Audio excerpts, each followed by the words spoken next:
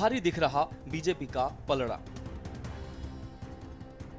NDA ने आधिकारिक तौर पर चुनाव से पहले अपना मुख्यमंत्री चेहरा घोषित नहीं किया है, जबकि विपक्षी महागठबंधन ने तेजस्वी यादव को सीएम चेहरा बनाया है। आपको बता दें कि 2020 में कम सीटें आने के बावजूद नीतीश कुमार को सीएम बनाने के बाद 2025 में चुनाव के बाद की स्थिति पर अभी भी अनिश्चितता बनी हुई है।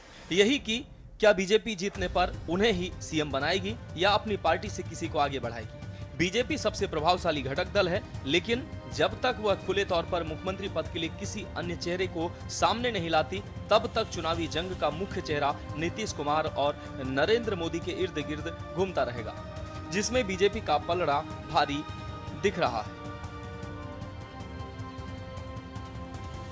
एक काम करेंगे, जरा अपना मोबाइल फोन बाहर निकालिए और अपना मोबाइल फोन निकाल कर उसकी लाइट चालू कीजिए, उसकी लाइट जलाइए जरा सबके सब। जिनके पास मोबाइल है वो जरा अपनी लाइट जलाएं। जिसके पास मोबाइल है,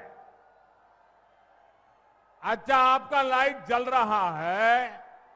अब आप मुझे एक बात बताइए, जब इतनी लाइट है, हर एक के हाथ में लाइट है, तो लालटेन चाहिए क्या?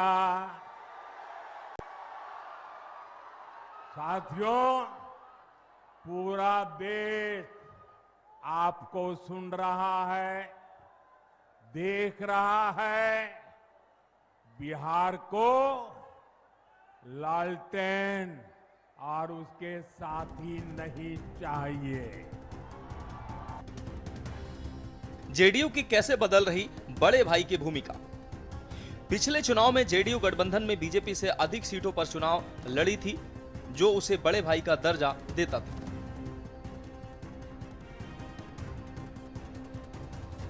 – 2025 के विधानसभा चुनाव में एनडीए के सीट बंटवारे के तहत जेडीयू और बीजेपी दोनों बराबर यानी कि 101 और 101 सीटों पर चुनाव लड़ रही।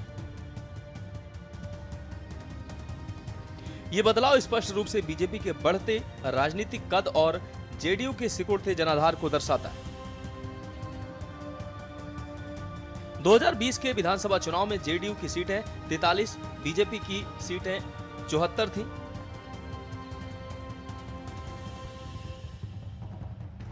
फिलहाल एनडीए गठबंधन में नीतीश कुमार मुख्यमंत्री के रूप में बने हुए हैं।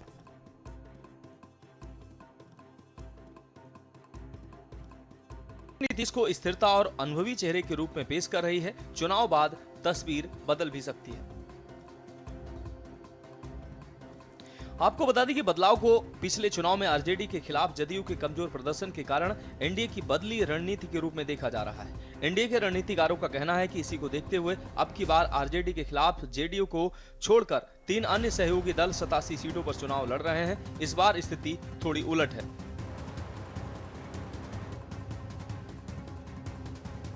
मुख्यमंत्री के उम्मीदवार का सपना देखा और लालू जी ने जबरदस्ती नहीं कहते हैं, लोग अपने बेटा को मुख्यमंत्री बनाने के लिए लोगों को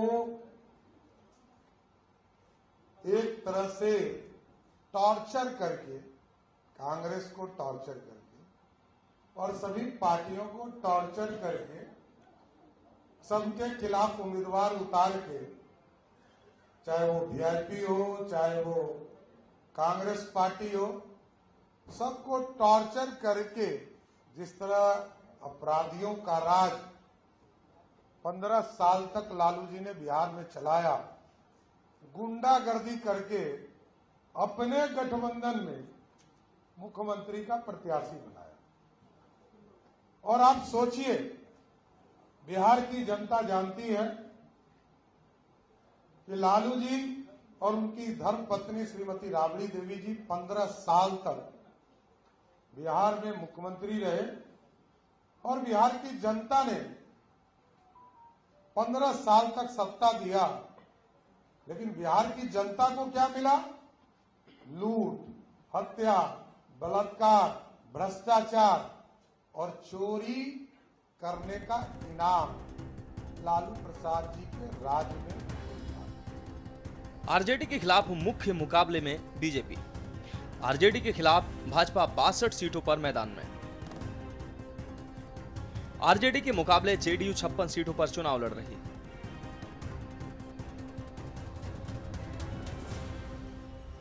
पिछले चुनाव में जेडीयू और आरजेडी 71 सीटों पर आमने सामने थे।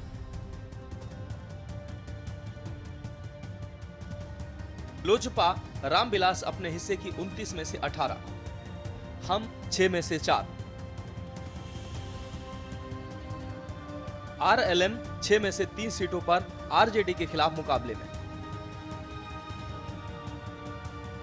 खासतौर पर लोजपा रामविलास के हाथ ऐसी 13 सीटें लगी हैं जहां एनडीए कभी चुनाव नहीं जीत पाया। पहले चरण में नीतीश पर दारोमदार। आपको बता दें कि पहले चरण की 121 सीटों पर एनडीए को आरजेडी पर बढ़त दिलाने की जिम्मेदारी नीतीश कुमार पर होगी। इस चरण में 36 सीटों पर जेडीयू का मुकाबला आरजेडी से है। भाजपा 23, लोजपा रामविलास 11 और आरएलएम 2 सीटों पर आरजेडी के सामने है। इस चरण में जेडीयू का 12 और भाजपा का 13 सीटों पर कांग्रेस से मुकाबला है। भाजपा, जेडीयू, लोजपा, रामविलास क्रमशः 5, 14 और 2 सीटों पर माले के खिलाफ मुकाबले में। इस बार समीकरण अलग है। बीते चुनाव में एनडीए खासतौर पर जेडीयू को गहरा झटका देने वाले रालोसपा और आरएलएम के साथ ही लोजपा रामविलास इस बार एनडीए के साथ है। ये 2 लोग गुजरात से आकर के बिहार चलाने का काम कर रहे हैं। बताओ सहरसा के लोगों, बिहार को बिहारी चलाएगा कि बाहरी चलाएगा? अरे बिहार को बिहारी चलाएगा कि बाहरी चलाएगा? बिहारी चलाएगा कि नहीं चलाएगा? आज देखिए जगह जगह लोग घूम रहे हैं। पहले हिसाब मांगिए, भाजपा ने क्या किया 11 साल, 20 साल बिहार में क्या किया इन लोगों ने? सबसे ज्यादा गरीबी है कि नहीं है? पलायन है कि नहीं है? बेरोजगारी है कि नहीं है? तो देखिए हमारी सरकार बनेगी तो जो घोषणा तेजस्वी ने किया उसी का ही नकल कर रहे हैं।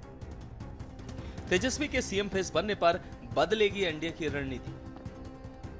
आपको बता दें कि तेजस्वी यादव के महागठबंधन के मुख्यमंत्री पद का चेहरा बनने से एनडीए की रणनीति में कई बदलाव आने की संभावना है। ये घोषणा न केवल महागठबंधन को एक स्पष्ट नेतृत्व प्रदान करती है, बल्कि एनडीए खासकर बीजेपी और जेडीयू के लिए नई चुनौतियां भी खड़ी करती है। महागठबंधन ने सवाल उठाया है कि क्या बीजेपी नीतीश कुमार को फिर से सीएम बनाएगी।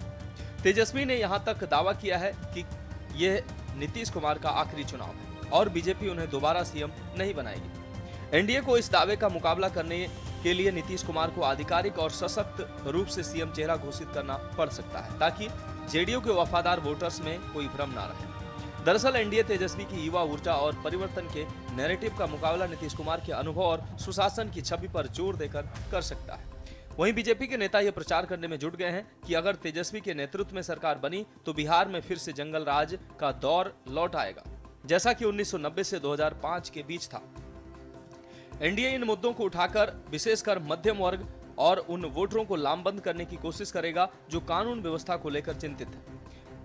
वहीं चर्चा इस बात पर भी हो रही है कि क्या एनडीए डबल इंजन की सरकार के फायदे गिनाएगा, जिसमें केंद्र सरकार की योजनाओं और नीतीश कुमार के कार्यकाल में हुए विकास कार्यों को मिलाकर एक सशक्त एजेंडा पेश किया जाएगा। स्पेशल डेस्क के न्यूज इंडिया।